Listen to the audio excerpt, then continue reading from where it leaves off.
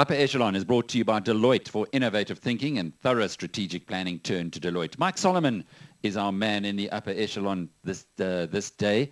And it's been an interesting career. Mike hit the front pages due to what he's been busy with on Wesizwe, and we'll touch on that in a little while. But Michael, just going back a little, you've been in mining, starting off with Anglo-Val as a mining engineer. What attracted you to that side of the economy? Well, Alec, I was in mining a hell of a lot before that.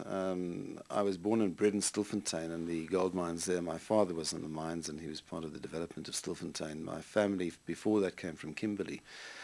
So mining is in my background and in my blood, and it was, it extended into my own career. Interesting, Anglo-Val. We were talking about it the other day. What a tragedy in many ways. They had fantastic assets in that company, and it kind of all fell apart. It is a great company to work for, which is also good. It is quite different as a mining house, and it is much more of a family-run mining house than the other companies. But it is a great company to work for, and they had very, very, very nice assets. And what happened there, Mike? How did they let it all drop? I think that Rick, it happens. You had the Hersofs and the Menels, and the fathers built the company, and it changed generations. And Rick and his generation had different ideas as to how to take the company forward, and whether those were the correct choices or not, is a matter of opinion. But bit of bad luck as well. Remember, they sold the cobalt operation in Zambia right at the bottom. Yeah, it's it's very difficult to criticize, but I think that there was they had a change of strategy that may or may not have worked depending on what their own personal ambitions were. But it's a pity. It was a great company to work for, and I enjoyed it while I was there. Well, Patrice Motsepe is certainly reaping the rewards of all the hard work that was put in by the Hersov and Menel families back then. He most certainly is, yes. And people like you as well, because it wasn't just Anglo-Val. Then you moved into political activism. Now that's an interesting part, because from being involved in a mining house, then to running a JSE listed company, in between there's a part of your life where you changed or wanted to change the world.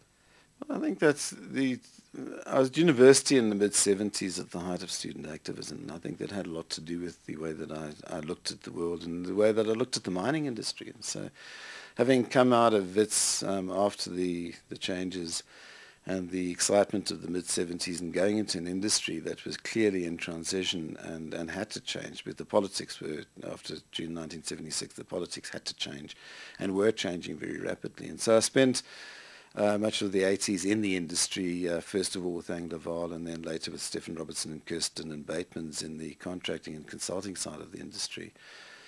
And as the politics started to change, I got involved one way and another in the debate around the transformation of the industry with people like Paul Jordan and Magnus Eriksson from Sweden, Joachim Malloy and others, within the Minerals and Energy Group of the ANC, and later with the Minerals and Energy Policy Centre. And so it was a fascinating period where you were looking at an industry that was effectively the cornerstone of the modern South African economy, and having to look at political transformation had to go with economic transformation. And so the challenge really was to take, particularly within the Tripartite Alliance, a number of different viewpoints as to how the industry would change, to develop a strategy and then a policy, and that policy finally came into law much, much later with the Minerals and Petroleum Resources Development Act. And so I spent that period with the Minerals and Energy Policy Centre, then went back into industry. So having started with industry, on the mines, going into the more technical side of the industry, then into policy, and then to come back as a miner, as a chief executive, was an interesting process. The whole Wesizwe story has been extremely well documented, and anybody who wants to know more about it can just Google on MoneyWeb and away they go.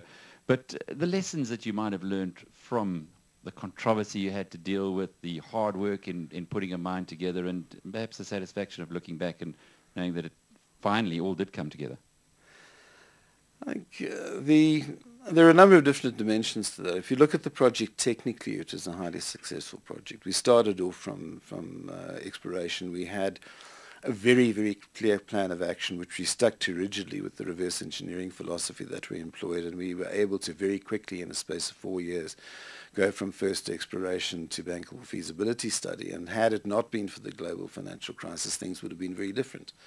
But we were on How the point. different, Mark? Just Well, explain because we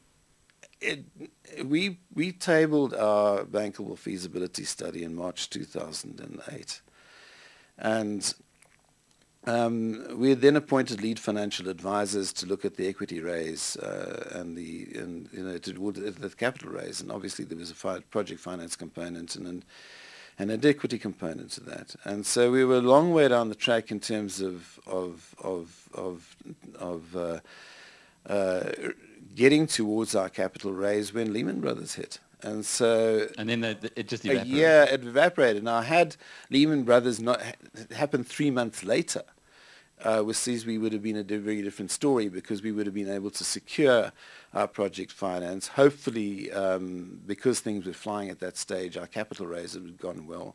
The share price at that stage was between 7 and 9 rand, and so it wouldn't have been that dilutive to raise the equity side of the capital raise. And the mine would be built now and in operation. But the fact is that the project finance and the world changed overnight. And so we were in limbo for a year or two before we got back on track. And the politics in that period changed around Wesizwe.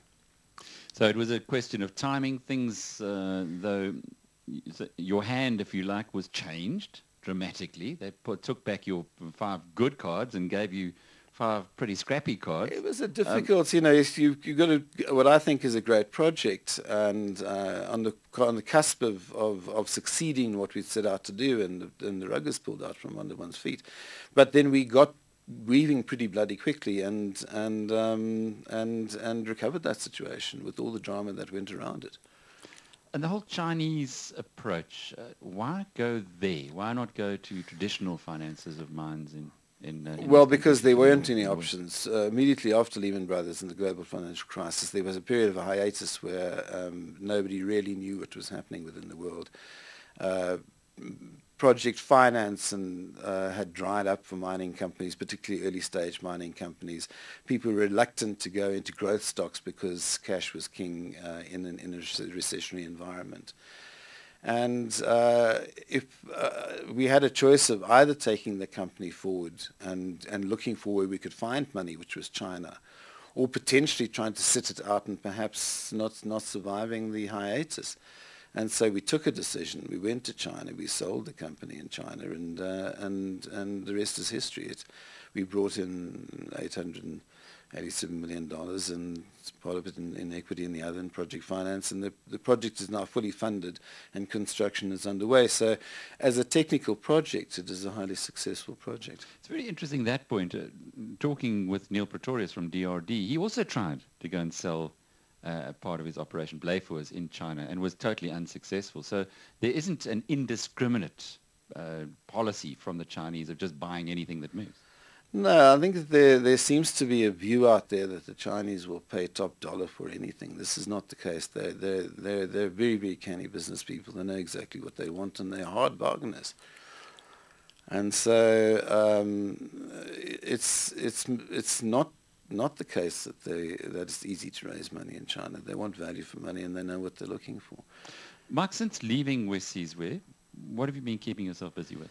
Doing things that I enjoy. I've been doing a lot of teaching at universities. I have an association with WITS, and I've done some programs at Gibbs, and I've done a lot of work at the World Economic Forum around mining dynamics and policy. And these are things that interest me and are part of my own progression and my own life. And so I've taken, I think, a fairly well-earned breather from the industry, and have spent a sabbatical of the best part of a year doing things that I enjoy doing, and I guess ultimately I must drift back into industry. The knowledge that you gained through your engagement with the Chinese, and indeed bringing one of the few Chinese or successful projects funded by Chinese into South Africa, does that not give you an opportunity to maybe apply that knowledge, apply that experience? Well, It does, obviously. Clearly to have actually succeeded in attracting the attention of the Chinese in a very, very competitive environment, because after Lehman Brothers, the whole world went to China, and so that one was up against a fair amount of competition. And you talked about Neil Pretorius looking for DRD.